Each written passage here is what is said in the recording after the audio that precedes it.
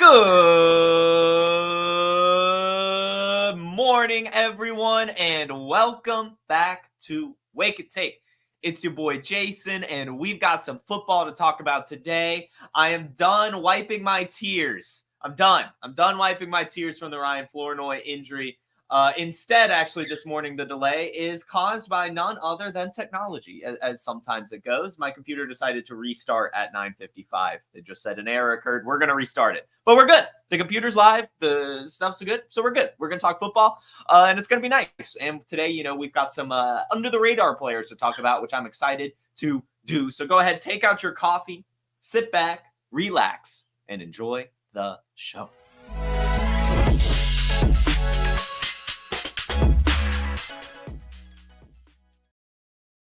Also, this is a Wake and Take first. This morning, I've decided to just go for black coffee. I haven't decided if it's a good decision or not.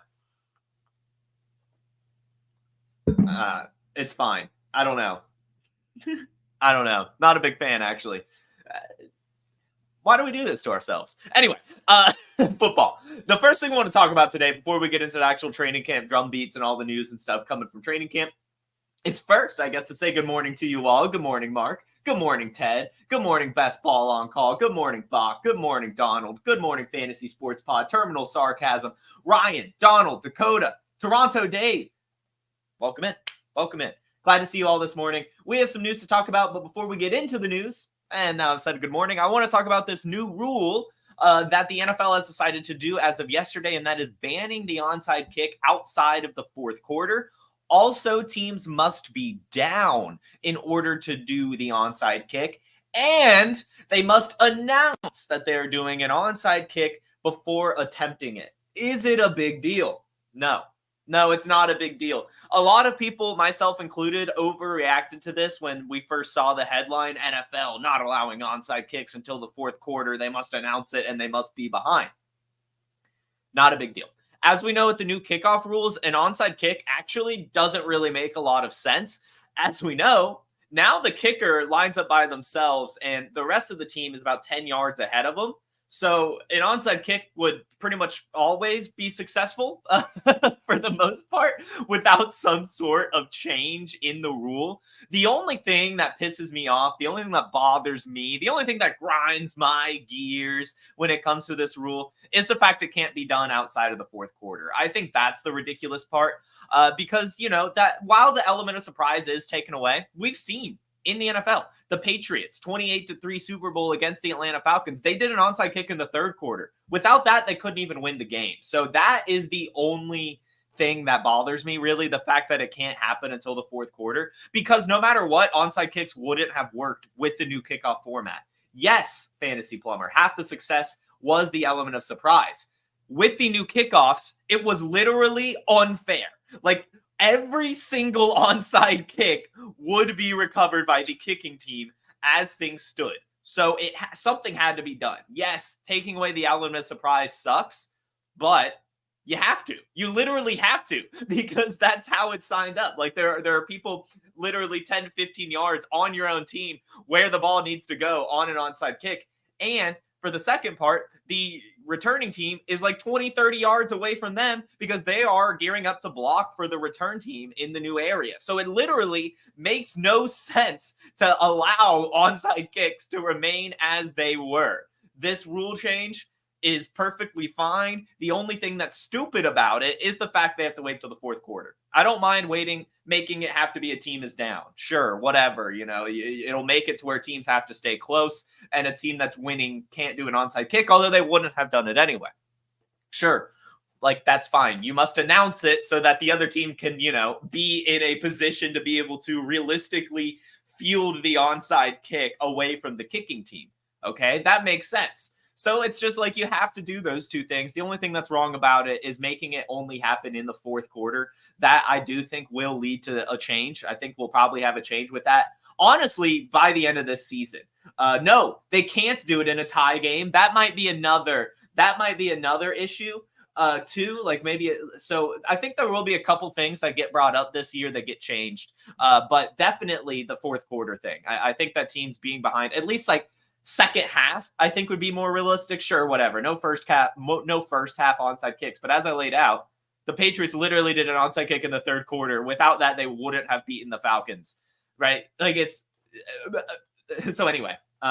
That it's a little frustrating, but I think it'll end up being fine at the end of the day. And I do think that they'll fix that fourth quarter thing at some point. So anyway, we've got training camp news. That's what we're all here for. We don't really care. We don't really care about the onside kick changing. We want to hear about some training camp stuff. So I'm just going to go team by team and talk about it. Now, at this point in training camp, we've covered a lot of things, and I highly recommend each and every one of you, if this is your first Wake and Take, or maybe you haven't caught episodes from last week, I have been pretty consistent the last week or so, only covering training camp news. We've been busting out like hour-long episodes, trying to cover as much as I can. So if you have not checked any of them, it's not that time sensitive. I mean, like a lot of the stuff we talk about is still going to be relevant as it is just, hype bubbling up from training camp. So we've covered a lot of things already. So I highly recommend checking out the other Wake and Take training camp episodes if you haven't yet.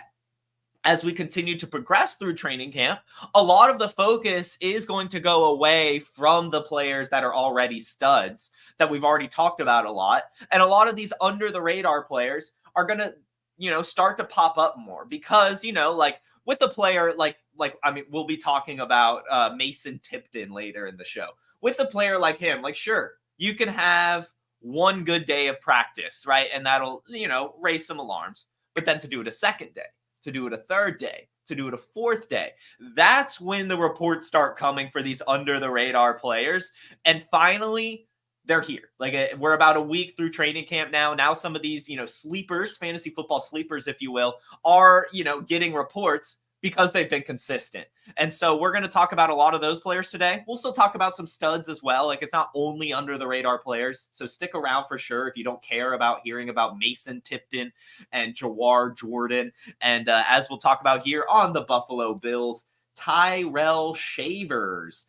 So the Buffalo Bills, we'll just start there. First off, James Cook was out.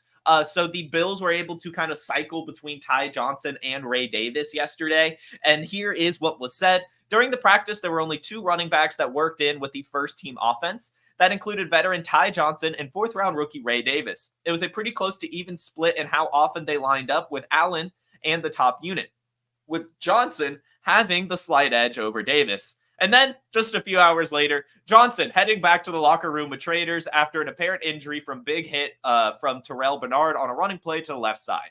The injury severity is not known for Ty Johnson, but that just means that Ray Davis is now the RB2 for the Buffalo Bills, almost affirmatively, given until we know the severity. And even then, we already knew Ray Davis was going to end up being the RB2 anyway. He had been already, gaining a ton of hype from camp.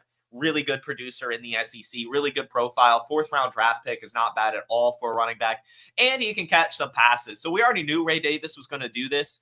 Unfortunately for Ty Johnson, he gets injured, and it's going to open the door even more for Ray Davis. Hopefully he's back out on the field. We'll find out, more later today, tomorrow, if he's back, hopefully more on the injury in general. But Ray Davis is the backup running back you want in Buffalo, which then leads us to the next Buffalo receiver you might want to take some shots on, although I think I'm going to stick to my guns here and say no, is Tyrell Shavers. As you guys know, my one problem with the Buffalo Bills, and you might see it if you're on our Instagram page right now from a quote from yesterday's show, and it'll be on Twitter in about 15 minutes.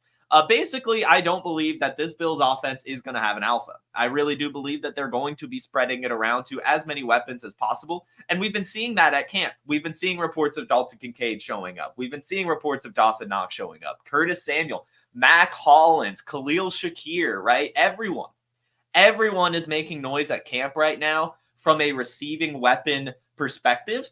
And that to me only further brings home my point that there won't be an alpha. That Josh Allen is going to be spreading the ball around to really everyone in the offense, and everyone's going to be asked to do a multitude of things. I mean, even Keon Coleman, the rookie, is showing up. And now we're hearing reports that Tyrell Shavers, 2023 undrafted Tyrell Shavers out of San Diego State, is making some noise. Sean McDermott has been very impressed, and says that Shavers has been getting more looks with the first team offense. Matthew Bove tweets out, Tyrell Shavers continues to be one of the guys standing out at camp. Just had a nice catch from Allen. And the fact that he's catching passes from Allen in itself is notable. This is notable. This is totally true. If you are catching passes from your team's starting quarterback, that means you're probably at least close to the starting roster, or you plan to figure into the starting offense one way or another. And the fact that we hear yet another Bills player catching passes from Josh Allen, that has to raise some alarms for you Dalton Kincaid truthers. It just has to. I'm so tired of it. I'm just so tired of it. Dalton Kincaid wasn't even that good last year when Dawson Knox was out there, when everyone was healthy. Like, he was just totally fine. And even in the games that he was the only weapon, he was still just totally fine. I mean, look at his game logs. Not a single 20-point performance, and only, 4 games straight with 15, right? Like, that's good. Like, you want that, sure, whatever. But no 100-yard games, no double-digit target game, 1 double-digit target game, sorry. 10 receptions for 81 yards and no touchdowns. Like, I don't see it. I do not see it. Why he's being drafted right now as the tight end 3, sometimes the tight end 2, dynasty rankings way above, like Kyle Pitts and Mark Andrews and a bunch of other actually proven tight ends. I do not get it. Now, if he goes out there and proves it, like if he goes out there weeks 1 through 4 and is getting 9 to 14 targets a game, then sure, whatever. Then we can boost him up. But right now it is all projection. All of the analysis for Dalton Kincaid is Stephon Diggs is gone. Somebody has to get the targets. No, that's not how football works. Tyreek Hill left Kansas City, right? Did Mecole Hardman get 100 targets? No. Like, I'm so tired of it. I am so tired of it. Every single Bills report from training camp so far has said, here's Keon Coleman making a great catch. Here's Curtis Samuel making a great catch. Here's Mac Hollins showing up. Oh, man, Khalil Shakir making a big play. Dawson Knox going crazy in the red zone. Tyrell Shavers? What are we talking about here? Seriously. This should prove it. If you own Josh Allen, congratulations. The offense runs through him. We know this. He's still probably going to be quarterback 1, right? It doesn't matter who the weapons are. We saw it with Patrick Mahomes, right, the last few seasons. I mean, they're winning the Super Bowls without any weapons. And you're telling me that the Bills haven't seen that, right? That the Bills haven't watched the Kansas City Chiefs and just been like, all right, like, maybe we don't need an alpha. Maybe we just need some good receivers running good routes and a nice scheme. So that's just where we're at. That's just where I'm at with it. I am not going to tell you guys. I guess I'll say if you have the roster space and like, I don't know who I would roster Tyrell Shavers over.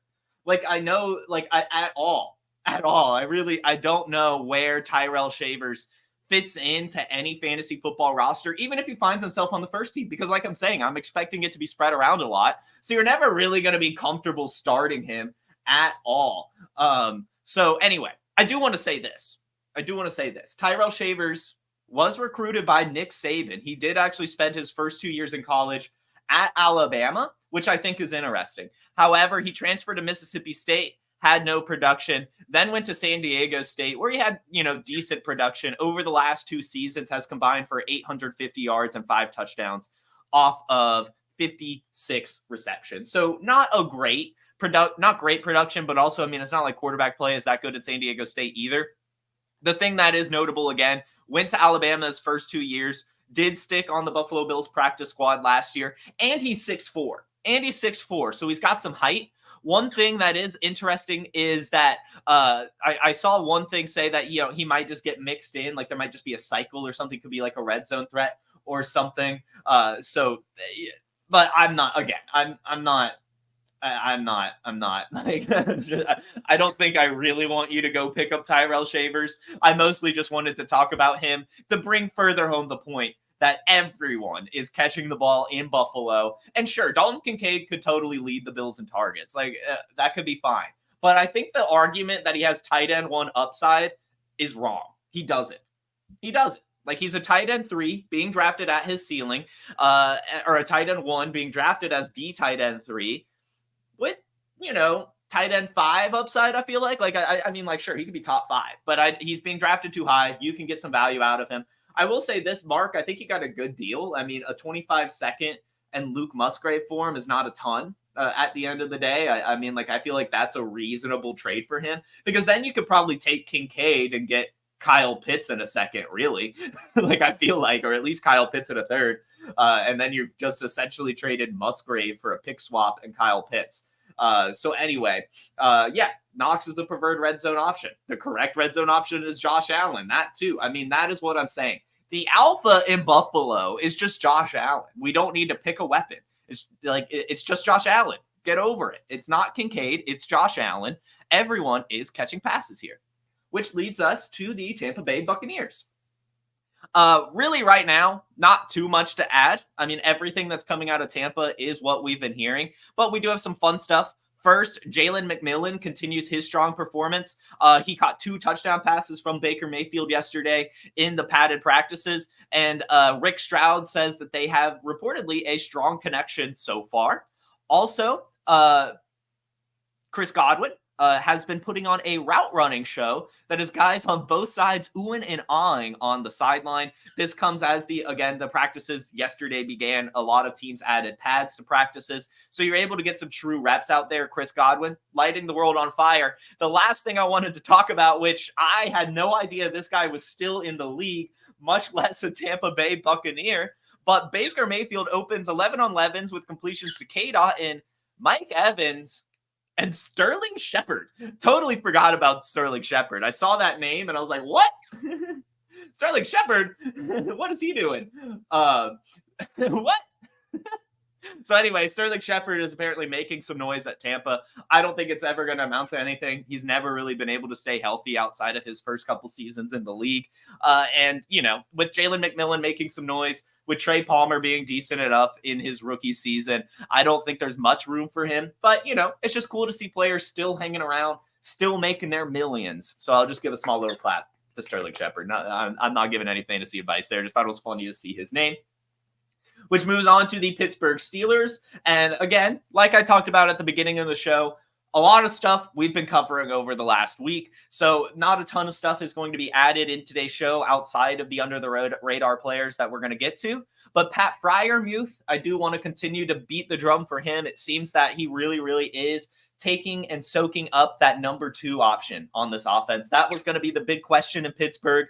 Who's it going to be outside of George Pickens? Is it Roman Wilson or is it Pat Freiermuth? Shocking that Arthur Smith is deciding to feature the tight end over a wide receiver 2. This is the quote itself. Not that it's a shock to hear Pat Freiermuth is having a solid camp, but he's reaping the benefits of being the clear number 2 receiver in this system, one that frequently puts multiple tight ends on the field. So really good news. Again, Pat Freiermuth was a very interesting prospect as a rookie, had a really decent rookie season, but then, of course, the Steelers have had a terrible quarterback room the last couple seasons. And so Pat Freiermuth now with an upgraded quarterback room, I think Russell Wilson and Justin Fields are better quarterbacks than Kenny Pickett. We should be expecting some big things, especially with the Arthur Smith system, which saw even Jonnu Smith be fantasy relevant. I do believe that Pat Freiermuth is a value right now. I have been scooping him up every once in a while. Him and TJ Hawkinson are kind of my mid to late round tight end targets. Right now, his ADP on Underdog is tight end 14, which you can't complain about at all. He definitely has top 10 upside easily, and will at worst be tight end 15. I feel like he, of course, health provided, which I hate having to even add. I feel like we all know that. But anyway, should be a consistent option, should get a ton of volume. And be good. Like, the thing about Pat Freiermuth that I've never liked about him was he was overvalued. Like, I didn't like him at tight end 8, tight end 10, because he doesn't have a massive ceiling. He just has a pretty high floor, which is good at the tight end position. It's not great, but as your tight end 2 on a team, or your starting tight end, if you're strong in other places, you could definitely do worse than Pat Freiermuth. And it sounds like he's locked down the number 2 option on the Steelers. Which is pretty good. You got to accept that, especially with Theo Johnson gone. So we'll move on to the Jacksonville Jaguars. Not a lot to add here either, but as we reported last week, the first team offense was reportedly being terrible. Trevor Lawrence was turning it over time and time again. So far, what we've heard the last couple days is that things have started to tighten up for the offense, and that's good news. As we talked about last week, I did believe that we could pump the brakes on that a little bit. He did lose Calvin Ridley, and just have to fight back with Christian Kirk, the new weapons, better offensive line. Like, you've got to work through some kinks as an offense. Now, you wouldn't really want that given a lot of the Jaguars' offense stuck together, but still, that's what training camp is for. You can work through things. To hear that they have worked through it and they're at least trending in the right direction is all we can ask for. And a big part of it, reportedly, from what I'm hearing and reading, is that Brian Thomas Jr. is kind of the reason for it. Like, he has finally started to come alive over the last few days, making some highlight catches and stuff like that, which has, of course, just opened up the rest of the offense, help Trevor Lawrence feel comfortable with an option he can trust. So that's really good news. Brian Thomas Jr. is someone I want in Dynasty. I've been saying it. However, what I have been arguing, which might end up being wrong if he really is showing up in this way, was that I was going to wait for like week 3, week 4 to try to buy him, as I figured he might start off slow. Like, I thought Trevor Lawrence would rely on Christian Kirk, rely on Evan Ingram to start the year, and then, of course, start to move in some Gabe Davis and Brian Thomas Jr. But if he's going to be the highlight of camp and already earning trust of Trevor Lawrence, things can change very quickly, especially when you have the size and athleticism that Brian Thomas Jr. has. So I might just go ahead and try to get him now, especially if I have like a Ricky Pearsall or a Keon Coleman. I think I would rather take the upside swing, a Xavier Legette, on a Brian Thomas Jr., just to see what happens, because he has the athleticism, he has the offense, and he has the actual alpha potential. So I do like Brian Thomas Jr. a lot. Like I said, I was kind of hoping to be able to buy him in season, because I really don't like buying rookies a lot unless I'm drafting them.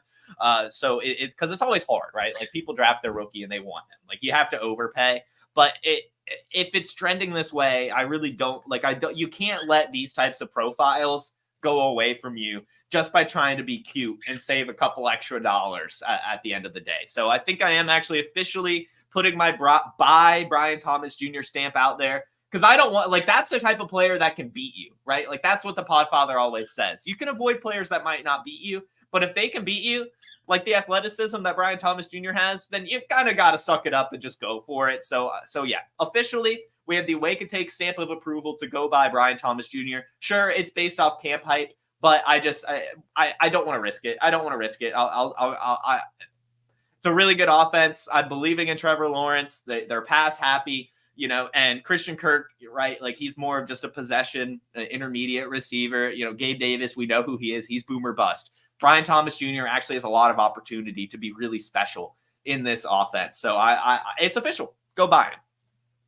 Which leads us to the Cowboys. And yes, as far as I'm aware, Ryan Flournoy is still injured. So hopefully he gets healthy soon. It's okay. But what I do want to talk about the Cowboys is reportedly Trey Lance is sucking, which I do think is interesting, along with Ryan Flournoy. As we know, Trey Lance was actually making some noise at the rookie OTAs, at the voluntary mini camps, and early in training camps before pads came on, because he was actually connecting with Ryan Flournoy, funny enough. But now that Ryan Flournoy is out, he's sucking. So maybe that's a positive. Maybe that's a silver lining, or perhaps I'm leading too much into it. But here's the quote about Trey Lance, and it's not good. The pads haven't even come on, so it's difficult to be too critical. But if the Cowboys were opening the season tomorrow, Lance would be third on the depth chart behind Prescott and Rush. Lance hasn't pushed the ball down the field much. It'll be interesting to see how that changes as camp goes along. So obviously they're going to play out training camp, but as of right now, it seems he is the third string quarterback and Cooper Rush is looking better than him. That's not really good news. Obviously, he was sent away from San Francisco because he just didn't fit their system, wasn't really developing at the rate they wanted.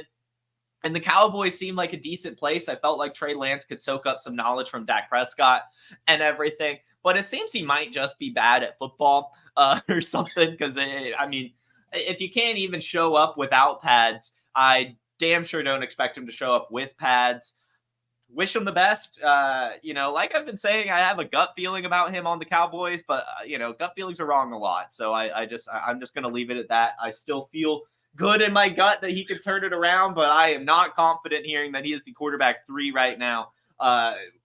It's not good news. It is not good news, especially with the Dallas Cowboys being at a place right now where they have to choose not to pay someone. Are they going to let Dak go? Are they going to let CD go? Are they going to let Parsons go? They can't bring them all back.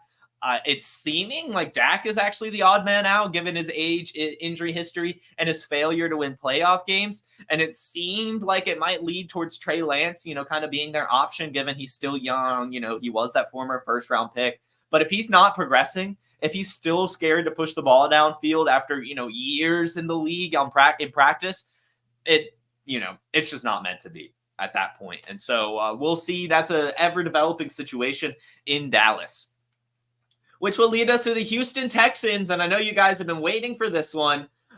This is Jawhar Jordan. Joe Mixon has not practiced at any Houston Texans minicamp. He has been injured. I believe it was a foot injury or something. Let me actually double check the injury right now for you guys to make sure I'm right. It is actually a hamstring injury, which is worse than a foot injury. That is not what you want to hear. And supposedly Andrew Berry, what? Why is this a multiple? That's not right. Either way, Joe Mixon hamstring injury. That was just a whole injury article that Google AI decided to summarize. But that's the Browns GM, not the Texans GM. But either way, camp strain. Good way to put it, Bearded Prince. Joe Mixon not at camp right now due to a hamstring injury, opening the door for the other running backs to show up. What will I say about Joe Mixon? If this continues to linger, you should be worried. We see it time and time again. Hamstring injuries are awful. You never want to see that for any fantasy football player you roster because they linger. They affect recovery as well. And honestly, if you push it back, you're never going to be 100% that season. And so, it's good to see that they're taking their time. But with his age and injury history, you want him back because you also want him getting acclimated to game speed, getting worked into his new offense. And, the more time goes away from that, the harder it's going to be Joe Mixon. So I am beginning to get even more worried, especially it was originally reported, I believe, as just a minor hamstring injury. He's now missed over a week of practice and, there's still no reports on when he's expected back. They brought in Cam Akers, so that's now 3 running backs behind him, Jawhar Jordan, Jameson Pierce, Cam Akers. It's really not great news. It really isn't. And so, again, still time, but just what we know from hamstring injuries is they linger into the season. They take time to recover. And generally, when they do come back, they're still not at 100%, which is, again, just not what you want to hear for Joe Mixon, given his age and injury history. So what's the silver lining here? Jawhar Jordan, undrafted rookie out of Louisville, is reportedly showing up at training camp right now, doing a pretty good job. Aaron Wilson tweets out, Texans rookie running back Jawhar Jordan has put together several good practices and has a real knack for catching passes out of the backfield and a good feel for the zone scheme from his Louisville background. 32 Beat Writers tweets out, Jordan, who rushed for over 1,100 yards in his final season with the Cardinals, has shown the quick burst and agility often praised for a third down back. Really good news. Now, his stats aren't the best. He had over 1,100 yards rushing in Louisville. Not really great in the receiving department, but that generally is just more of a scheme and a quarterback thing when it comes to college stats. I still do believe he had 21 receptions, so that's still a decent amount. And the fact he's doing it in camp really well shows that he can do it. So don't worry about his college resume when it comes to his target share and everything like that. It's probably fine. If he's able to catch passes at camp, he's able to catch passes in games. And with Joe Mixon being a satellite back, someone, Jawhar Jordan, showing up as a pass-catching running back is going to turn heads at camp and is going to probably lead to a roster spot, especially given the Texans already don't trust Dameon Pierce. Jawhar Jordan, he's 5'10", he's 190 pounds. He can catch passes, but, his athleticism is not the best. He ran a 4.56 40-yard dash, which is just not great. It's not terrible, but it's not great. And his speed score is actually only in the 25th percentile. So he's actually not crazy athletic, although it sounds like he's showing athleticism at camp. And that's why, sometimes I do like to point out the workout metrics. They are in comparison to NFL athletes. Like even a first percentile 40-yard dash is probably better than what you and I could run. So, he's still obviously athletic, still an athlete, still a good football player. 1,100 yards in college. showing up at camp. So this is someone I do want to go ahead and say pick up. We know time and time again, backup running backs end up being starters at some point throughout the year. Joe Mixon, given his age, given his injury history, and given the fact he's already picked up a camp string injury, then somebody is going to make some noise this year for the Houston Texans. As much as I loved Cam Akers, it's done. It's over. As much as Dameon Pierce had a good rookie season, they did everything they could to get the ball out of his hands last year. It's probably going to be Jawhar Jordan, given his pass catching ability as well from what we're hearing. So Jawhar Jordan is somebody that needs to be picked up and rostered. As we saw last year from Devin Singletary even, any running back in this Texans offense is very viable for fantasy football. He has the college production. He has an okay enough athletic profile, and he's making some noise at camp. The drum beats are leading us to want to pick up Jawhar Jordan, which leads us to another backup running back story. This is in San Francisco. The 49ers right now are looking for a backup running back. As we know, Isaac Guerendo is the one they drafted due to his athleticism, but he did pick up a hamstring injury, and it has now been reported that he's actually out multiple weeks with a hamstring injury. Also, before I go on to this, I need to address this comment. I'm not saying Joe Mixon isn't the guy. I'm saying that we need to roster his backup, as this is fantasy football, and rostering handcuffs is important. I realize Joe Mixon is the starter. I'm not stupid. But what I'm saying is he has a hamstring injury. He's either going to get re-injured or he's not going to be 100%, leaving the door open for some other snaps, right?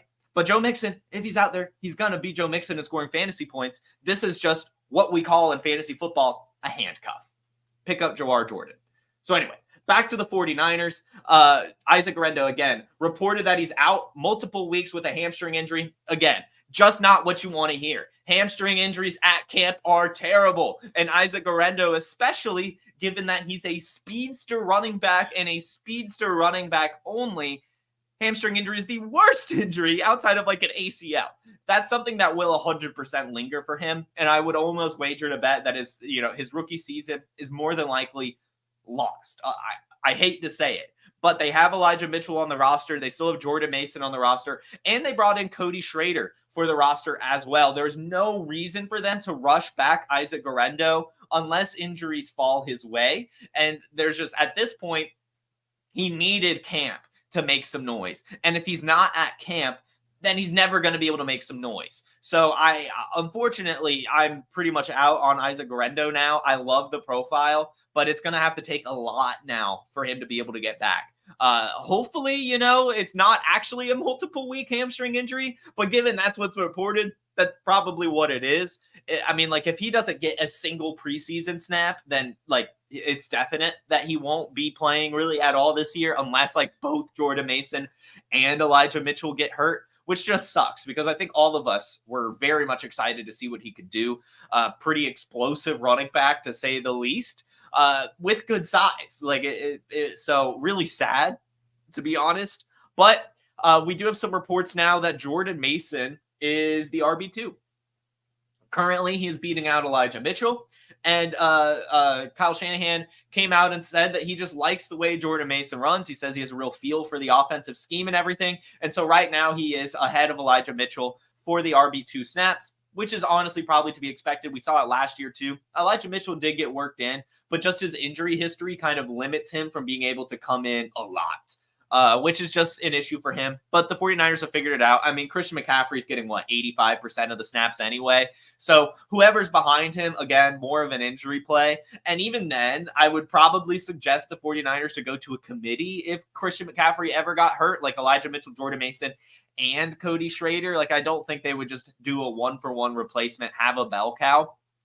Even if that is kind of something we have seen in the past, I think that, Christian McCaffrey is just one of those athletes. You can't replace it. You can't have a 1-for-1. Like, it's easy to have Raheem Mostert go down and then just feature Elijah Mitchell, right? But it's not very easy to have Christian McCaffrey go down and just replace him with Jordan Mason. No, you need to replace Christian McCaffrey with Jordan Mason and Cody Schrader.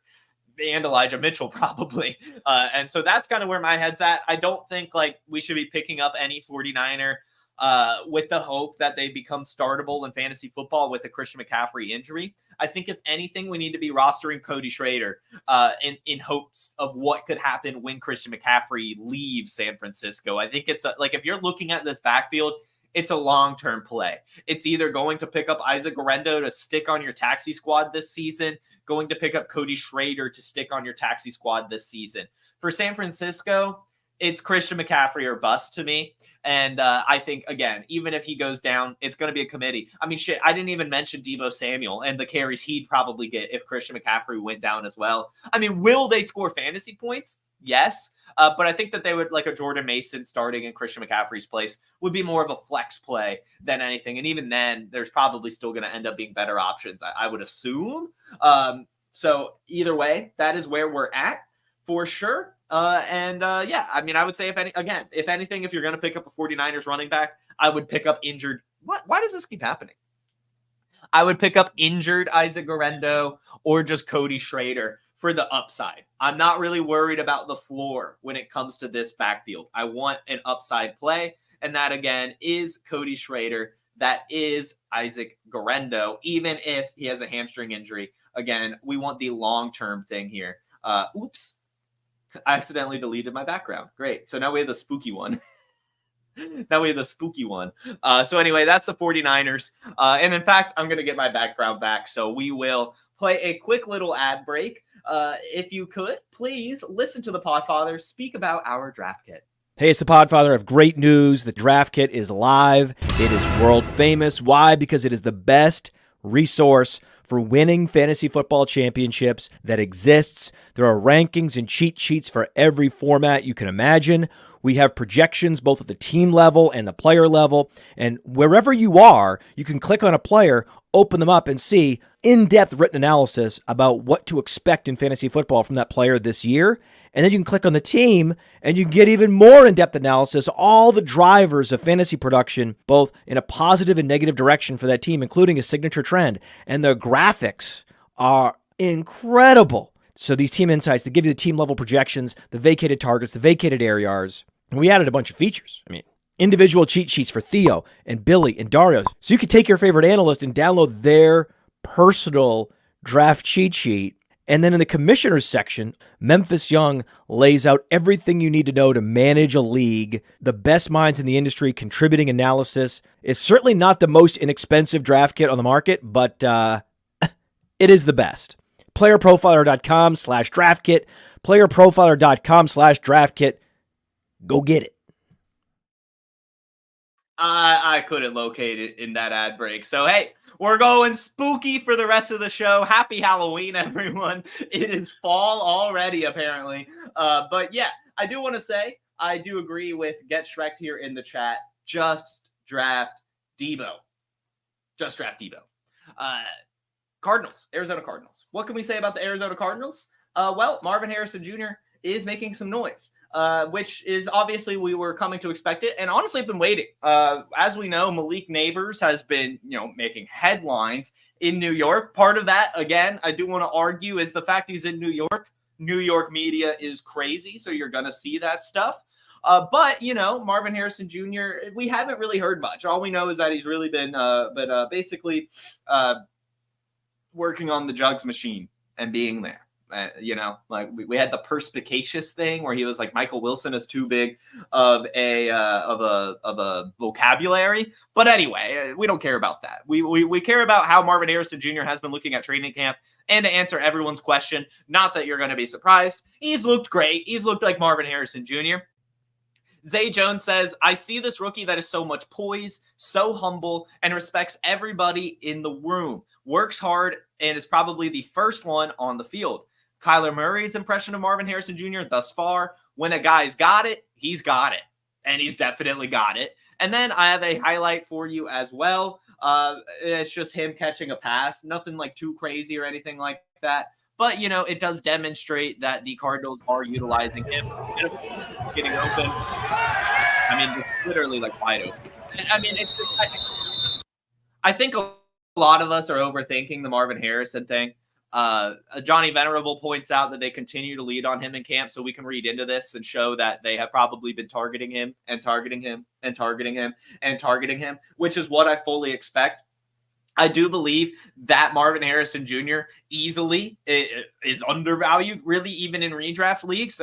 This is a guy who's going to lead the Cardinals in targets, guaranteed. He's going to out-target Trey McBride. He's going to outproduce Trey McBride. Like we all know it, and we're not really drafting him like that. Like, we're not. We're drafting him around Chris Olave, which is just, I don't think, fair. Marvin Harrison Jr. is a more generational talent on a much better offense with a much better quarterback. It's just, I really don't get it. I really don't get it. The people that are saying Malik Neighbors is better than Marvin Harrison Jr., I don't get it. I don't. I'll never get it, and I'm not even going to try to argue it, really. It just feels asinine to even suggest it. And I'm very excited for Marvin Harrison Jr.'s rookie season, and I'll be scooping up the value while I can. Which leads us to the Philadelphia Eagles. The Philadelphia Eagles right now have some good news. Actually, there's some fun stuff coming out. We'll start. Johnny Wilson. Johnny Wilson is getting some first-team reps right now. We'll see how that develops. As you guys know from the Senior Bowl episode and some of my big takeaways, I was absolutely not impressed by what I saw from Johnny Wilson. In fact, I was the opposite of impressed by what I saw from Johnny Wilson. He looked like someone that was learning how to walk.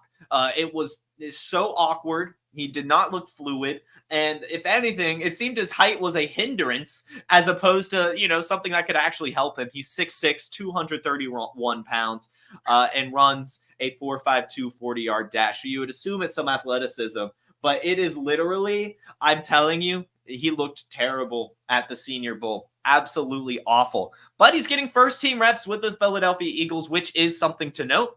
Zach Berman tweets out something that shouldn't be discounted. Johnny Wilson getting work on the inside with the ones. If the Eagles don't add a wide receiver, they could mix and match with wide receiver 3, depending on matchup and game plan. Wilson is a different type of player than Paris Campbell and John Ross, who also worked with the ones quite a bit this summer. I guess the takeaway here is that the Eagles are going to be rotating wide receiver 3, which is kind of what they've always done anyway. Like, the wide receiver 3 in this offense is never anyone we've wanted, really. Like Julio Jones last year, sure, we were picking him up. Olamide Zaccheaus, we were picking him up or whatever. But you can never start them. That's how this is going to be. It seems that, if anything, they're only working Johnny Wilson in with the first team because of his height and for red zone stuff, as a little bit of a differentiator from Paris Campbell, who, of course, brings some speed to the offense. So I'm not really excited about this prospect at all. Like I said, he looked awful at the Senior Bowl, did not inspire any confidence for me. And honestly, all he's going to do is catch touchdown passes, and that's a maybe. Like, it's just so unguaranteed that I don't see a reason to roster this player, even if he is getting first team reps. It's still AJ Brown, it's still Devontae Smith, it's still Dallas Goedert, it's still Saquon Barkley, and even then there'll probably be some other dude that shows up, like maybe Ainias Smith, who actually looked a lot better at the Senior Bowl than Ainias Smith did, will show up. Who knows, right? But either way, getting first team reps, so you at least have to make note of it. A big thing I wanted to make note of is that Devontae Smith is being put in the slot a lot during camp. Brandon League out and says, Avonte Maddox says he notices Eagles wide receivers lining up in different spots more often. He said he's seen Devontae Smith in the slot more than he's used to see. I think that could be very interesting. You guys know I'm a Devontae Smith truther. I like him. I mean, how could you not like a Heisman winning wide receiver? He won a quarterback award as a wide receiver. That's telling enough. But also we're hearing tons of reports that he's making some great catches at camp. And now we're hearing they're working him in the slot. I think that could be huge for a player like Devontae Smith. If he can work all over the field, then it sounds like he's going to become the 1A, really, at least in terms of how many targets he's going to get, which is incredible. And probably really good for AJ Brown too, who could just focus on what he does best. And that's being an absolute athletic freak on the boundaries. So cool stuff for Devontae Smith is all I would really say. If he's in the slot, that's got to be pretty sweet. That probably means he's going to get 10 targets a game, which is huge. Will Shipley is being utilized as a pass catcher. We already know it. Saquon Barkley was out yesterday. So Will Shipley getting a ton of reps. But what's interesting to note is that he's also lining in at the slot, Will Shipley is. So clearly that's what they liked about him as a pass catcher, which again, just further brings home the point that this is a new Philadelphia Eagles offense. We talked about it yesterday, so highly recommend going to check out the episode because it highlighted basically how they had been distributing snaps. Jalen Hurts, for example, has had double the amount of completions thus far in camp than he did last year. They're going to be passing the ball a lot. And Saquon Barkley was the person that has the most receptions so far in camp as well. So they're clearly utilizing the backfields, the running backs as receivers. So Will Shipley, definitely a handcuff to roster. And he's already getting work with the first team. Even when Saquon Barkley was out there, he was getting work with the first team. Like, he's clearly the RB2 over Kenneth Gainwell. Go ahead and roster him. Good news there. New York Jets. Garrett Wilson is also getting some work in the slot. So that's cool to see. Again, you just like to hear that. If a player is being moved into the slot, that clearly shows that they want to target him more.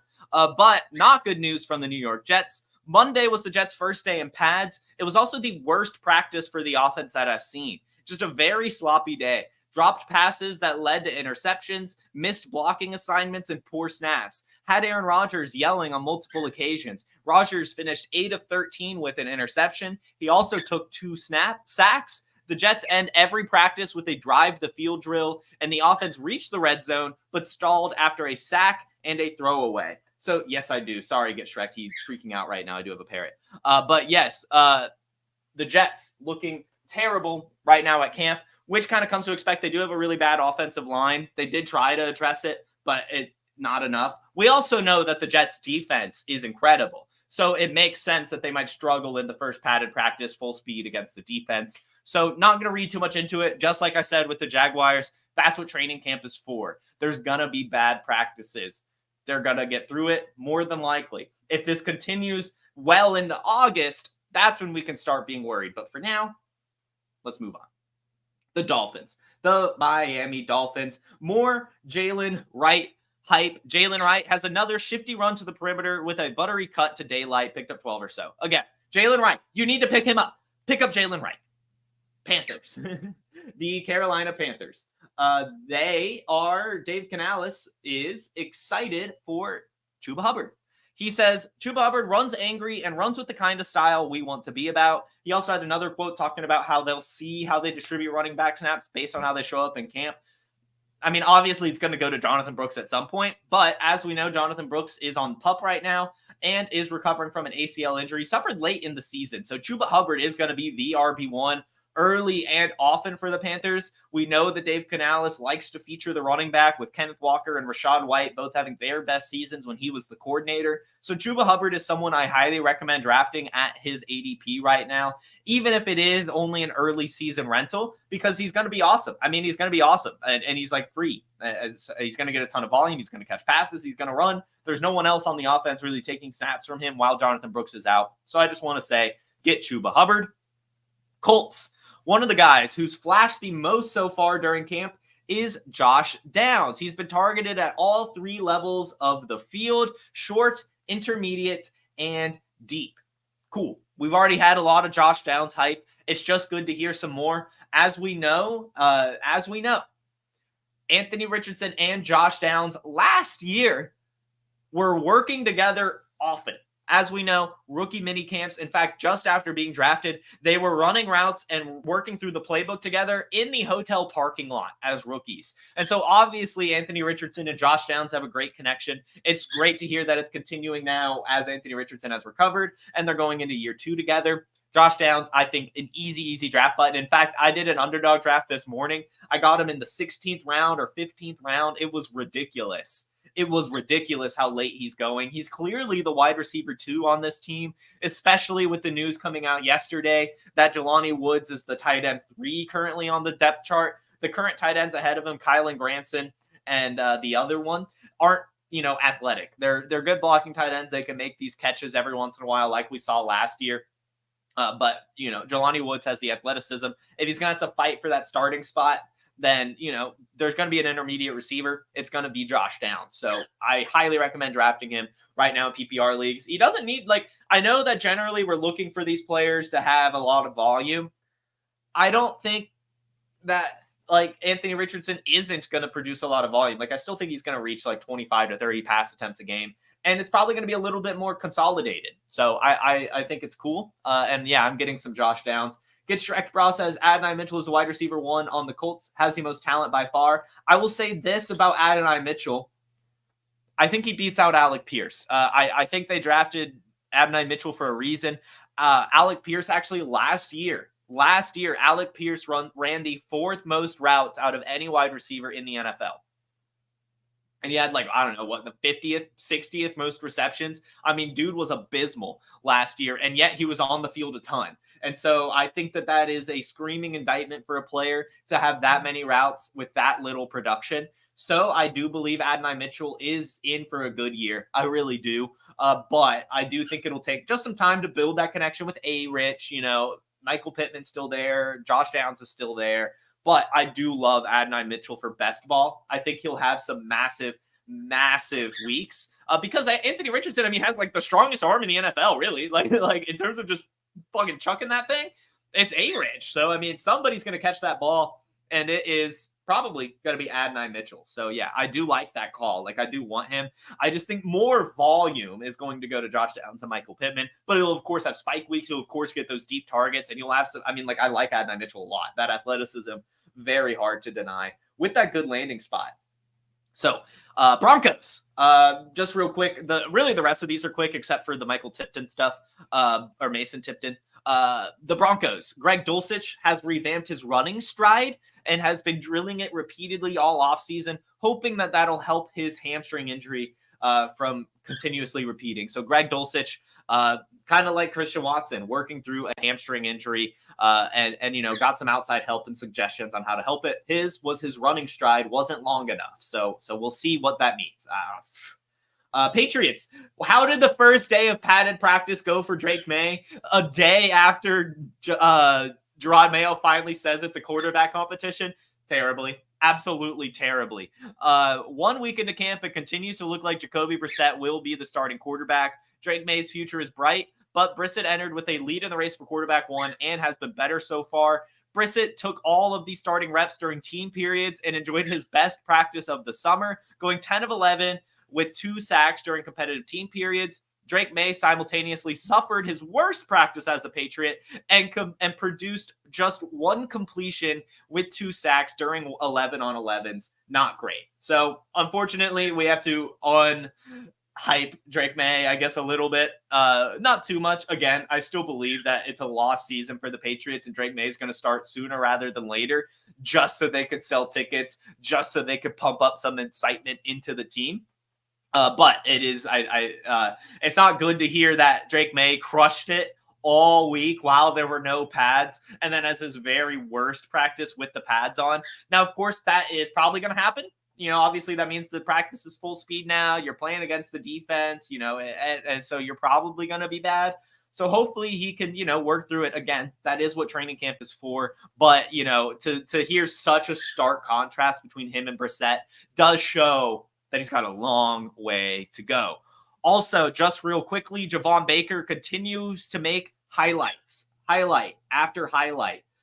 So really good news there. It really is looking like it will be him and Polk as the 2 main receivers on this offense, which I just think is great news for Patriots fans, as they have not drafted a wide receiver ever. So that's good news. We'll now move on to the Saints. The New Orleans Saints has 1 player making noise, and it is a lot of noise. In fact, I have 6 different tweet screenshots that mention Mason Tipton. So I'll just read these. Luke Johnson says, another day, another big play from undrafted receiver Mason Tipton. Had in a big gain downfield from Jake Haener and got the offense hyped up. More Mason Tipton hype. I'm reaching the point with Mason Tipton where I want to see him with the 1. He continues to produce against backups. Dennis Allen just compared Mason Tipton to former Broncos corner Chris Harris and how he stood out as an undrafted free agent. Every day he does something to catch your eye. The biggest surprise of training camp has to be undrafted free agent wide receiver Mason Tipton. He's been gaining hype from multiple sources for his routes, hands, and big play ability. A.T. Perry seemed poised to step into the role as the Saints' big-bodied option in the receiving corps. Instead, A.T. Perry has been running with the 3rd team, while Mason Tipton and Cedric Wilson have consistently stood out. I've never heard of this dude. I'm not even going to lie. I had to look him up. Yale, 5'9", 180 pounds. So we're talking about a Tank Dell archetype here. 4.33, 40-yard dash. So some really, really good speed. And last year at Yale, actually had 800 receiving yards and 10 touchdowns off of 53 catches. So that's actually really good for an Ivy League school like Yale. Awesome.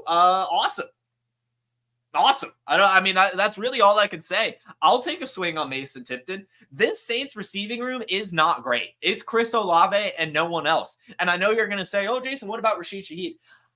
He's good. I like Rashid Shaheed a lot, but I think we know who he is at this point. And I think that the Saints not signing him to a really big extension proves that, a $5 million for 1 year, like that's just not enough for me to get excited about a wide receiver, especially in today's market.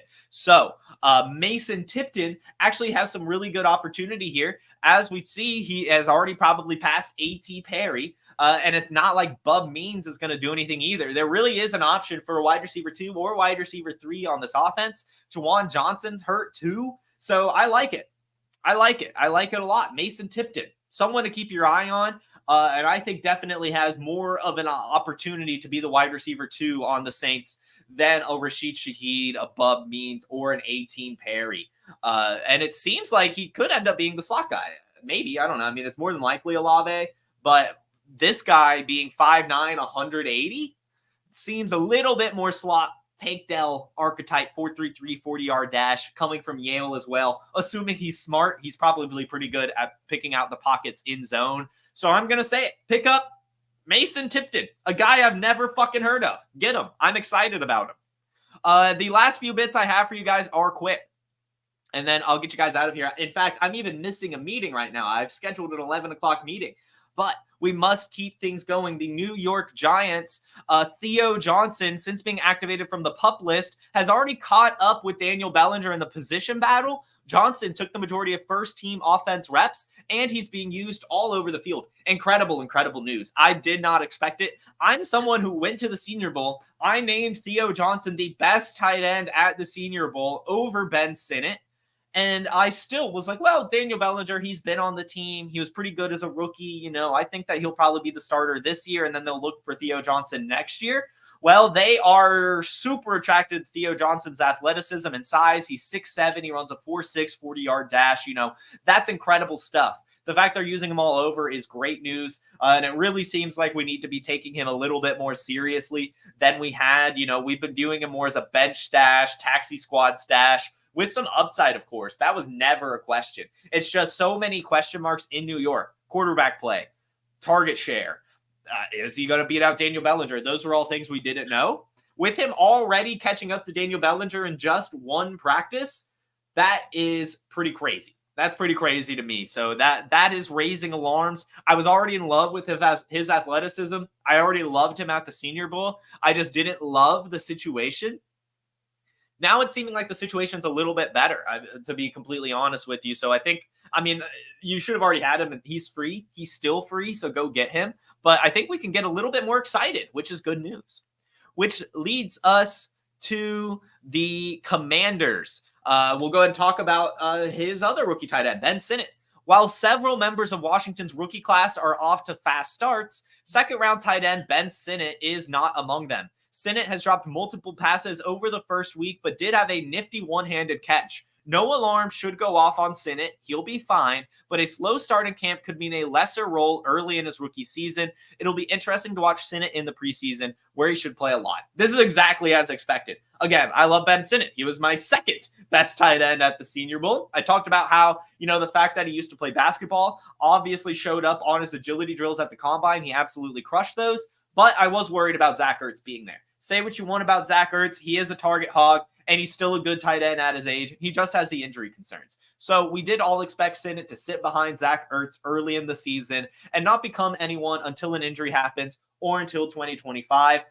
So I like the quote says, no alarm should go off. Don't worry about it. He'll be good. I really do believe in the prospect. Really, really, really, really good prospect. Genuinely. Incredible tight end. It's just going to take some time. Tight end, the position itself for rookies has historically been very difficult to do and to do well in. So it's just going to take some time, like it does for any other rookie tight end not named Kyle Pitts and Sam Laporta. Don't get worried about it. Continue to roster Ben Sinnott. And then also, I just want to say Austin Eckler is making a lot of noise as a receiving back. So again, just want to say I like attacking the Commanders' backfield. I like both Eckler and Brian Robinson's value right now. I think they'll be pretty decent. And as we've seen from Cliff Kingsbury and Dan Quinn, they do utilize both running backs in their system, one pass catcher, one between the tackles grinder. They complement each other well. They both have really good values. And it's going to be an offense that has to rely on the run game with a rookie quarterback, with Jaden Daniels. So I like them both, B-Rob and Eckler, which leads us to the Raiders. Again, more Dylan Lobb.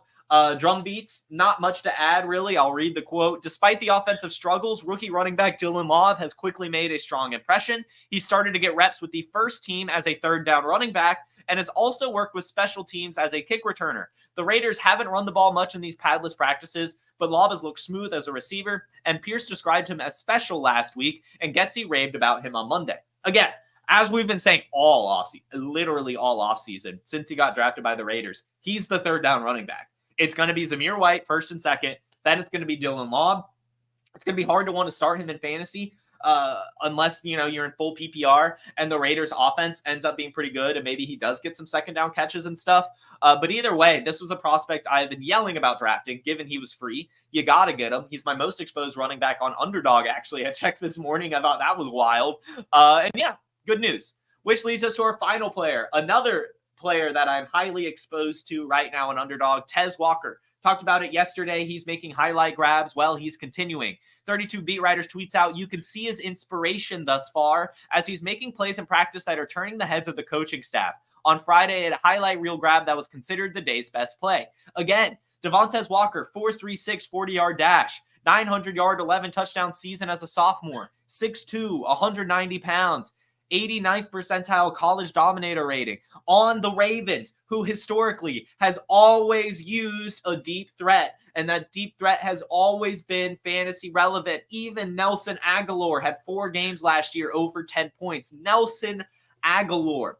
Devontae Walker, the only reason he fell, if you guys will remember, he was actually projected as a fringe first, second round receiver heading into the draft. A disappointing Senior Bowl and some drops at the Combine and Senior Bowl led to his draft stock to fall. And I continuously said that he can work on drops. He has everything else. I talked about it after the Senior Bowl. He was winning his routes over and over and over and over and over, but would just drop the ball. And it was so frustrating to watch because you could see the skills. It was wild, but he would just drop the ball. And I just made the case. I said, look, he's got all offseason. It's a change in ball size. Like, of course you're going to struggle early. Jamar Chase struggled catching the ball in camp. He's not even struggling in camp. It seems like he's making great catches at camp. So again, I say draft Devontae Walker. And that, ladies and gentlemen, is all I have for you. I would love to stick around and answer some questions as I usually do. But like I said, I have an 11 o'clock meeting, so I'm already late.